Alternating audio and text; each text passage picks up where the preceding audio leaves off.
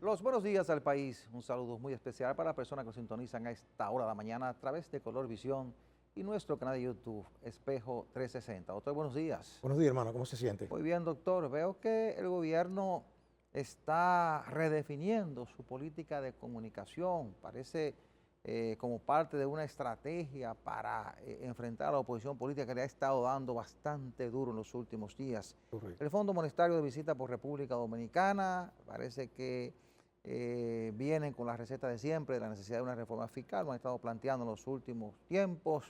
Hay que hablar de la negociación de Maxi Montilla para evitar la cárcel con relación a los expedientes de corrupción que maneja el Ministerio Público de los Estados Unidos, prestándole especial atención a América Latina. Nos vamos de inmediato a la semana 360 y regresamos en unos minutos. ¿Qué tal, amigos? Bienvenidos a este resumen informativo Semana 360. La República Dominicana cuenta con las capacidades para aprovechar otros mercados fuera de Estados Unidos y la Unión Europea para incrementar las divisas que genera a través de dos productos estrellas de las exportaciones agrícolas, el banano y el tabaco. Ingresar al mercado chino, ruso e indio podría ser una alternativa para apuntalar un volumen de exportaciones de banano que ha caído tras la pérdida de participación del producto en Europa e incrementar las ventas de los cigarros dominicanos presentes ya en 148 países, aseguraron agroempresarios que participaron en el 27º Encuentro Nacional de Líderes del Sector Agropecuario que organizó la Junta Agroempresarial Dominicana en Bávaro, Punta Cana. En los últimos 4 años, la demanda de energía eléctrica en la República Dominicana ha mostrado un crecimiento acelerado, superando los 600 megavatios desde el año 2020. Así lo reveló el informe anual del Sistema Eléctrico Nacional Interconectado, CENI. En el año 2024, la demanda máxima alcanzó los 3.500 megavatios, lo que representa un crecimiento promedio de 150 megavatios por año, el doble del ritmo histórico, que era de 78 megavatios anuales. La cartera de deuda vencida del sistema financiero dominicano y el índice de morosidad continuaron su trayectoria ascendente durante el segundo trimestre de este año 2025, registrando la primera un salto de un 48.5% interanual, de acuerdo con un informe de la Superintendencia de Bancos. A junio pasado, la cartera de crédito vencida, que corresponde al monto de capital y rendimientos de los préstamos que presentan incumplimiento de pago y no han sido renegociados y cuyos atrasos son mayores de 30 días, alcanzó los 43.422 millones de pesos, para un aumento de 14.192 millones en comparación con el mismo periodo del año 2024. El criterio de oportunidad que acordó con el Ministerio Público Maxi Gerardo Montilla Sierra, cuñado del expresidente Danilo Medina, lo obliga a testificar contra los demás vinculados en la estafa a las empresas distribuidoras de electricidad y que incluye alegadamente importantes exfuncionarios PLDistas. Así lo establece el acuerdo homologado ya por un juez de instrucción, cuya resolución se emitirá a final de este mes. Y en el ámbito internacional, las tensiones entre Estados Unidos y Venezuela escalaron el jueves después de que el Departamento de Defensa denunciara que 2 aeronaves militares del régimen de Nicolás Maduro volaron cerca de un buque de la Marina estadounidense en aguas internacionales, en lo que calificó como una maniobra altamente provocativa destinada a interferir con operaciones contra el narcotráfico y el terrorismo. Washington advirtió con firmeza al gobierno venezolano que no intente obstruir ni entorpecer esas misiones, al tiempo que volvió a calificar al país caribeño como un cartel en manos del chavismo. Hasta aquí el resumen informativo Semana 360. Informó Joaquín Caraballo. Nosotros habíamos planteado en varios programas de que en esta ocasión el presidente Luis Abinader va a gobernar con oposición política y está gobernando con oposición política. Y usted puede perfectamente darse cuenta cuando visualiza los diferentes medios de comunicación y el discurso que están manejando Leonel Fernández y la cúpula de Fuerza del Pueblo, y del otro lado Danilo Medina y los dirigentes del Partido de Liberación Dominicana con respecto al gobierno. Eso es lógico en un país donde hay dos partidos políticos buscando posicionamiento. Esos dos partidos, su dirigencia, ninguno le reconoce ninguna obra, ningún logro al gobierno del presidente Luis Abinader, y estaban destruyendo al gobierno, estaban mermando su popularidad a extremos de que sus estrategas estaban muy preocupados. El gobierno decidió hacer algunos cambios, sobre todo en la parte de comunicación, la DIECOM, la dirección de prensa del presidente. Hizo algunos ajustes, dio un lavado de cara al gobierno en ese aspecto. Y mire, han venido con una política que parece interesante, doctor. Lo primero que hicieron fue responder a esos ataques a la oposición con un documento de los 5 años de gestión del presidente Luis Abinader, con la cantidad de obras construidas por el gobierno del presidente Abinader. Ese documento, que el gobierno ha construido obras por 600.000 millones de pesos en 5 años de gestión. Uno se pregunta, pero venga acá, un gobierno que ha construido obra en las 31 provincias y el Distrito Nacional y que ha invertido 600.000 millones de pesos, ¿cómo es posible que el gobierno esté diciendo a la población, miren, las obras que hemos construido son esta, aquella, la otra, como respuesta a lo que la oposición ha estado diciendo?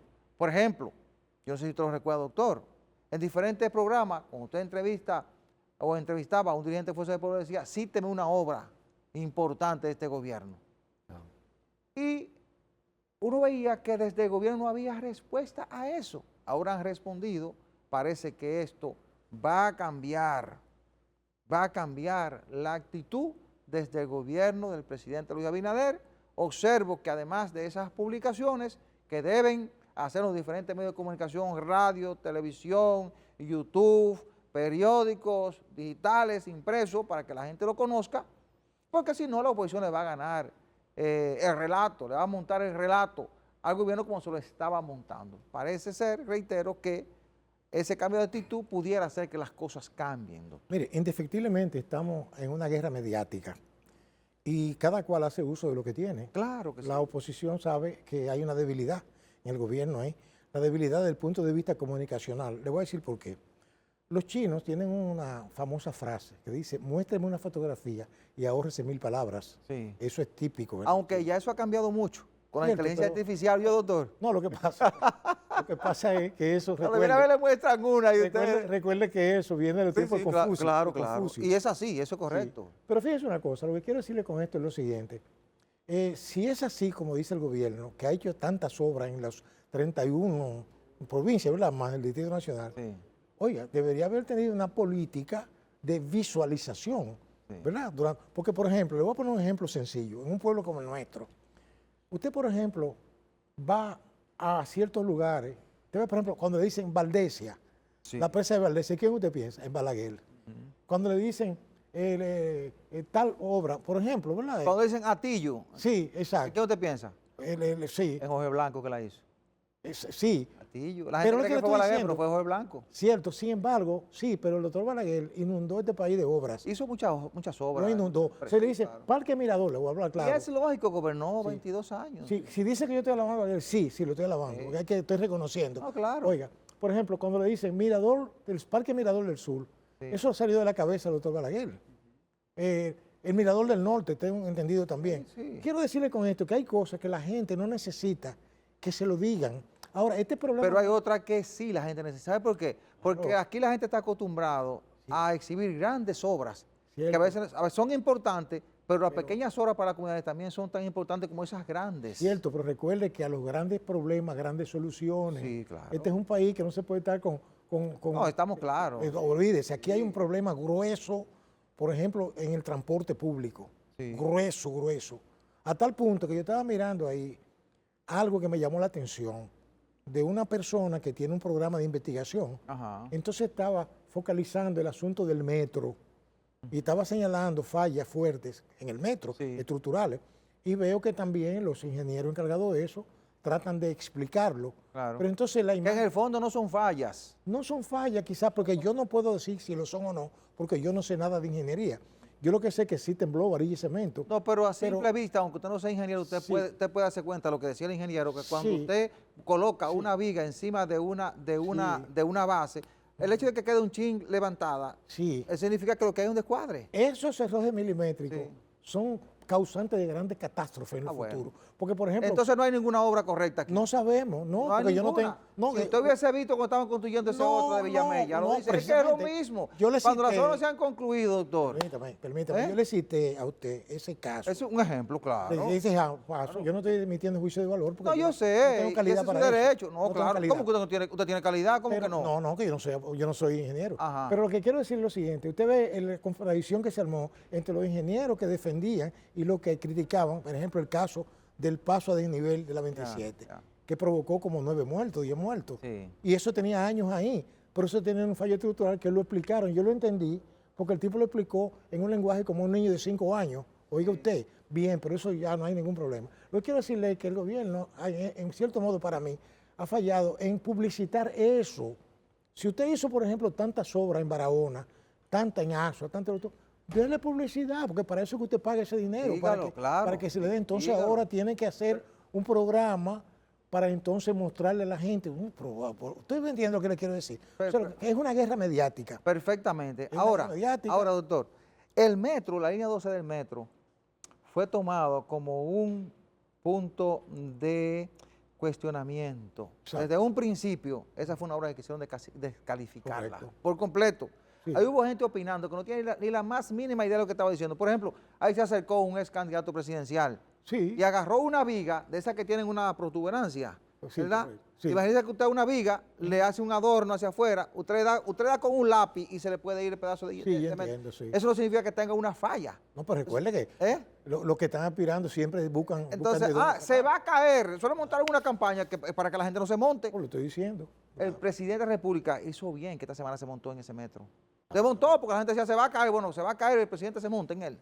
Sí. Se montó a hacer una prueba esta semana. Pero, eso es lo que le estoy diciendo. No, tuvo que montarse el presidente porque fue tan grande las críticas que le han hecho. Cierto. Le pusieron el cáncamo al metro. Sí, imagínate. Porque el gobierno dejó montarse el relato a la oposición política. Dejó que la oposición política le montara un discurso sobre una obra en la que hemos invertido casi 30.000 millones de pesos y que es fundamental para combatir el problema que tenemos en el transporte en la capital dominicana. Pero hay una cosa que... Ahora que lo importante aquí es, Sí.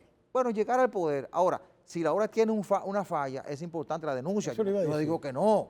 Ahora, desacreditarla puede desacreditarla. No, déjeme decir una cosa. Ahora, porque usted me dice que usted cogió un grupo de expertos y dice esto se va a caer y presentó Mire, un informe. Nosotros hemos llegado... Eso es otra cosa. Hemos llegado a un punto en el cual se ha degradado tanto la actividad política en nuestro país que lamentablemente es una especie de pugilato que hay entre los que están en el poder y los que aspiran a llegar al poder, lamentablemente. Entonces, quien paga los platos rotos somos nosotros, los que no tenemos poder ni decisivo ni decisorio. Bueno. Entonces, lamentablemente, los que están encargados de hacer esas cosas tienen que ponerle atención a eso para que la gente no se forme una idea, diríamos, negativa o errada de la realidad. Bueno, ¿Me eso comprende? es importante. Claro. El gobierno ha decidido poner el frente de una manera diferente, presentándole sus ejecutorias, porque la Claro. oposición le montó un relato y realmente le ganó la batalla en la opinión pública. Y ahora tendrá que hacer un gran esfuerzo presentándole sus obras a la población dominicana Efectivamente. para convencerla de que realmente ha hecho algo en estos 5 años. Vamos a la pausa. Cada año, para esta fecha, nosotros recibimos la visita de una misión del Fondo Monetario Internacional que viene a revisar el comportamiento de la economía a partir del capítulo 4 del acuerdo con el Fondo Monetario Internacional. Y bueno, se analizan las diferentes vertientes de la economía. Eso es importante en estos momentos porque este es un país que necesita una revisión en materia de estrategia económica. El año pasado intentamos pasar una reforma fiscal, hubo que retirarla porque el país realmente necesita, doctor, que el Estado tenga la capacidad para responder a la necesidad en materia de ingresos, ¿verdad? Y egresos, porque ahora mismo estamos elaborando presupuestos deficitarios y para completar los recursos que necesitamos tenemos que recurrir a préstamos internacionales. Bueno, el fondo está aquí, está hablando con los diferentes entes de la economía, ya se reunió con el gobernador del Banco Central, se reunió con el ministro de Hacienda y Economía, el señor Magín Díaz, que veo que ahora hay cierta hilaridad en las políticas porque se pueden reunir el ministro de Hacienda y el gobernador del Banco Central, que anteriormente no lo lograban por las diferencias que tenían entre el anterior ministro Jochi Vicente y el gobernador del Banco Central, Héctor Valera Albizu. Bueno, están hablando de revisar la política fiscal, están hablando de revisar el pacto eléctrico, están hablando de incrementar el gasto de capital, ¿verdad? Y la necesidad, en términos generales, de una reforma fiscal, que lo han planteado en las dos últimas revisiones, doctor, como una alternativa para poder mantener los niveles de crecimiento de la economía dominicana y seguir avanzando hacia una economía desarrollada. Mire, yo agradezco el tipo de educación que yo recibí cuando era muchacho. Tenían que ver mucho con los curas, ¿verdad? Les gustaba que uno leyera, que buscara el porqué de las cosas. Hablaba de conocer la verdad para ser libre, ¿verdad? Le digo esto porque, mire, a mí me gusta saber el origen de las cosas, las que se pueden conocer. Y me he puesto hace tiempo a investigar de dónde sale el Fondo Monetario Internacional. Y es muy sencillo. En el 1944, del siglo pasado, Estados Unidos no solo ganó la guerra, ¿verdad? Segunda Guerra Mundial, que fue el mayor beneficiario de eso, sino también que aprovecharon y formaron en una conferencia llamada Bretton Woods, ¿verdad? Allá en el territorio norteamericano, sacaron el patrón oro e introdujeron el patrón dólar, oiga usted, en el 1944 del siglo pasado. Entonces, ¿qué resultó con eso? Muy sencillo, que los norteamericanos tienen una imprenta en Fort Knox, ¿verdad? Una imprenta donde ellos tienen su reserva de oro, por ahí también imprimen sus dólares. Es como si fueran bonos, ¿verdad? Como factura, pagaré. Entonces, a tal punto de que hoy, en el 2025, el país con la deuda externa más grande del mundo es Estados Unidos, con 36 billones de dólares de deuda. Sí. Oiga usted hasta dónde llega eso. Y ellos siguen imprimiendo. Esas deudas no paran. Ahora bien, ¿qué resulta con el Fondo Monetario? Muy sencillo. Lo formaron 44 países solamente en ese entonces, pero sin embargo, todos estos países que estamos en la periferia y otros países que están un poco más allá, han quedado atrapados a nivel del endeudamiento externo. Entonces, ¿cuál es el papel del Fondo Monetario? Yo siempre lo he criticado, porque el Fondo Monetario, aunque dice en su política, se ve como algo muy bonito, ¿verdad? Vamos a ayudarte a estabilizar el gasto, a disminuir el gasto, ¿verdad? Por acá, a estabilizar la cuestión cambiaria. Sin embargo, toman medidas que atentan y crean graves problemas en lo social, ¿verdad? Ese caso tenemos aquí, por ejemplo, en el 84 del siglo pasado, hubo una poblada aquí producto de eso, porque toman medidas sin tomar en cuenta el impacto que va a tener en lo social. Ahora ellos están aquí. ¿Qué buscan aquí? Bueno, este país está endeudado hasta la coronilla. Pero mire o sea, no pueden estar discutiendo mucho porque es como usted le coge prestado al 20, al 30, a un prestamista famoso y tiene que aguantarlo. Mire que nosotros no le debemos al fondo. Nosotros no le debemos al fondo. Le debemos a diferentes organismos internacionales, pero no le debemos. Pero yo no hablo de deuda por ahí. Es que hay muchas formas de deuda. La deuda externa, no solamente porque el fondo prácticamente no presta. El Banco Mundial presta, el otro presta. Claro. Usted se endeuda y este país, ¿y a quién le debe todo ese dinero? Esa gente son, por ejemplo, también parte del Fondo Monetario Internacional. ¿Usted entiende? Es como que yo soy abogado suyo y a usted le deben un dinero y usted me entrega toda esa factura a mí. Entonces yo la voy a cobrar. Embargo. Sí. O sea, digo que, pero lamentablemente, independientemente de todo eso, el país realmente necesita una reforma que le permita recaudar los fondos necesarios para enfrentar los problemas del país. Es que siempre he afirmado que a lo que le interesa al Fondo Monetario es que se le pague el dinero a lo que uno le debe. Pero yo lo que digo es que al margen de lo que le puede interesar al fondo, nosotros necesitamos una reforma que nos permita recuperar la capacidad de pago. Para eso elegimos autoridades bien pagas, muy bien pagas, y parece que están en ese camino. No lo veo bien, porque tenemos los técnicos calificados para eso. Ahora mismo tenemos técnicos calificados que pueden establecer una reforma fiscal. Lo que pasa que a donde hay que tocar, casi nadie quiere tocar. Sí, pero regularmente el fondo lo que te dice, mira, ustedes necesitan hacer una reforma. Sí, eso lo sabemos. Ustedes necesitan, por ejemplo, resolver el problema eléctrico. Eso lo sabemos. Quienes tenemos que hacer la estrategia y cómo aplicarla somos nosotros, eso es así. Sí. Ellos siempre te han dicho a ti, mira, tú tienes que tú tienes que aumentar tus recaudaciones, tú tienes que evitar la elusión, la evasión, tú tienes que resolver el problema eléctrico. Pero, Te citan los problemas que tú tienes que resolver, no te dice cómo hacerlo. pero yo, Pero así nosotros sí tenemos que establecer cómo hacerlo. pero yo me las doy a veces de haber leído, no en vano. Sí. Eso que usted dice es válido, perfecto. Pero yo me pregunto, ¿y estas personas, no solo hablando del gobierno, estoy hablando de todas las autoridades que hemos tenido? Ya. Porque esa deuda no viene de ayer. Eso viene arrastrándose, ¿verdad? Por ejemplo, ese déficit fiscal o ese hoyo eléctrico. Entonces yo me pregunto, ¿es que nuestros genios, porque aquí hay genios de la finanza, usted los oye y uno se pone a escuchar y dice, oye, pero qué bien habla este muchacho. Ahora, ¿por qué no han aplicado eso? Ah, porque cuando han tenido la oportunidad de hacerlo. No los intereses, doctor. No, los ahí intereses. está Ahora, el problema. usted citaba, por ejemplo, la receta del Fondo del 84.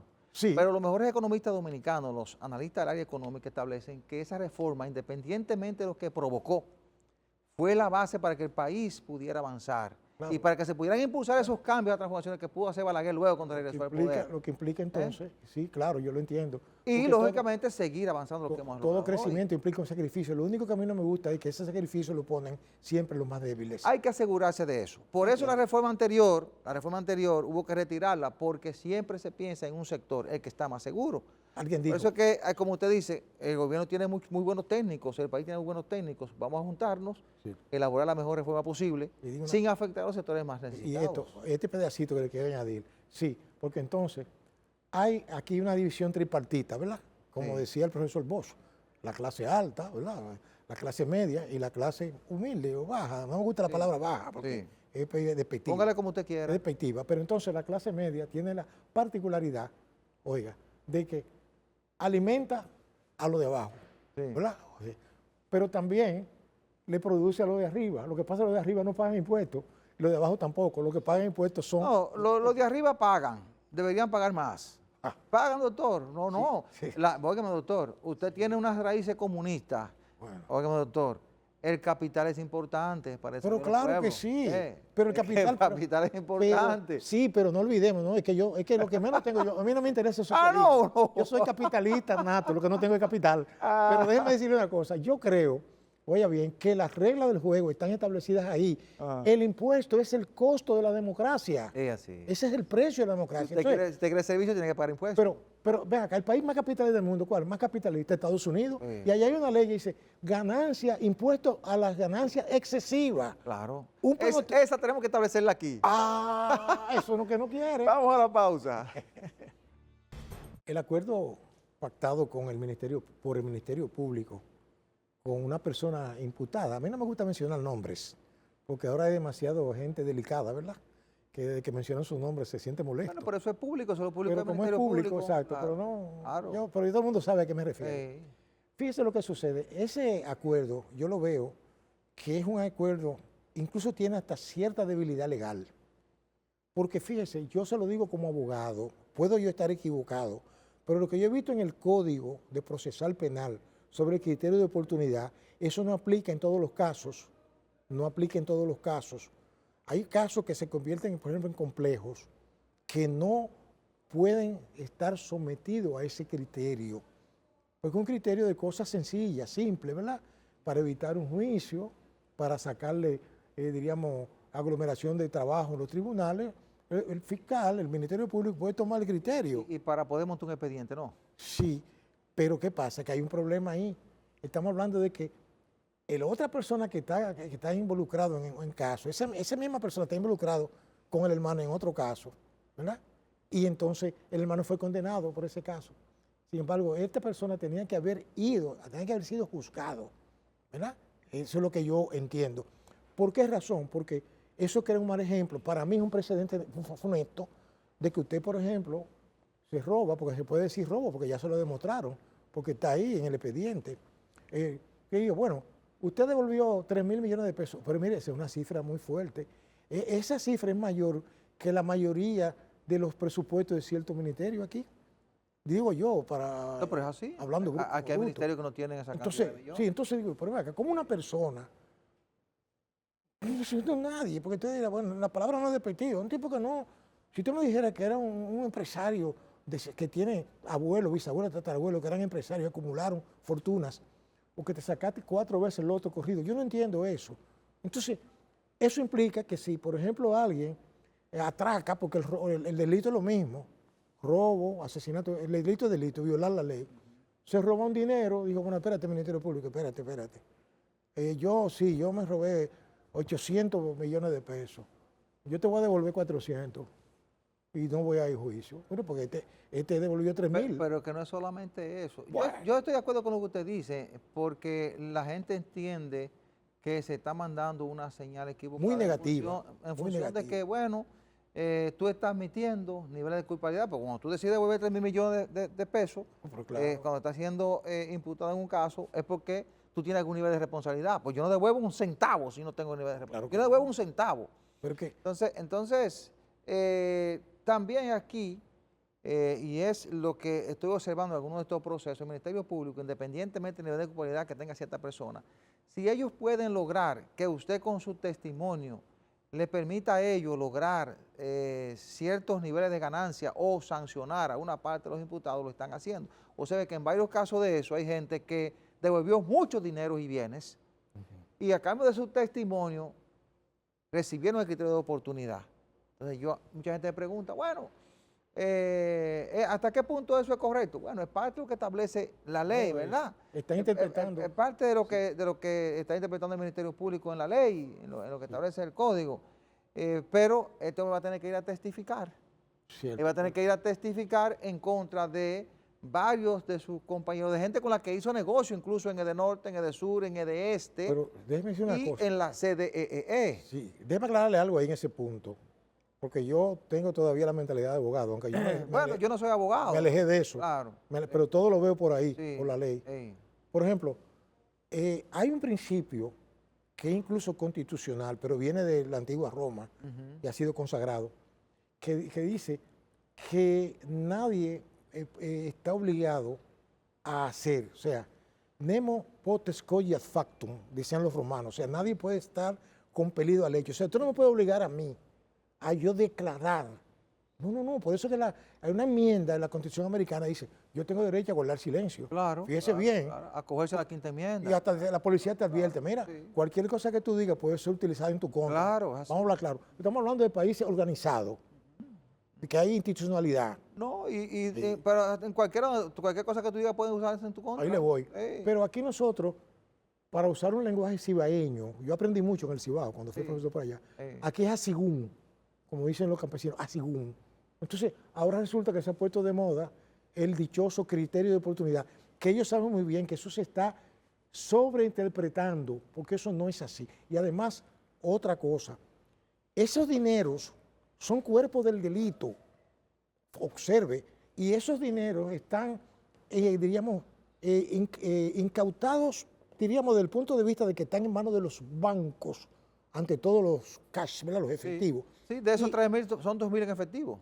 Claro, pero aún así, todo lo demás, si hay un título de una tierra, un apartamento, lo que sea, una acción, un bono, todo eso el Ministerio Público tiene facultad para solicitar una medida cautelar. Claro. A un tribunal. Los tienen incautados la mayoría. Entonces, Sí, claro. o sea, a mí no me convence eso. Ahí hay otros intereses Bueno, que no sé, pero Bueno, lamentablemente este pueblo, mira, pero este señor se comprometió a devolver 2.000 millones en efectivo, pagar 1.000 millones en impuestos y en para resarcir las empresas distribuidoras de electricidad.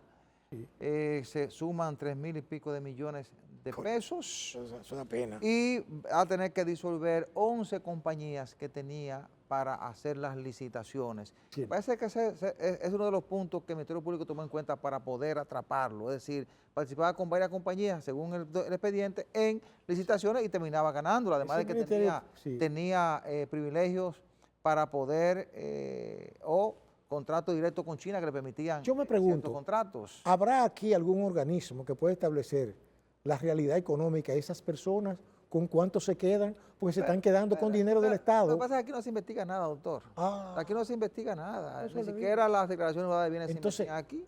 Comprende usted, porque yo le he dicho siempre que yo no creo en la justicia Ahora, dominicana. el cuñado de Maxi Montilla, Danilo Medina Sánchez, presidente y líder del PLD, dijo que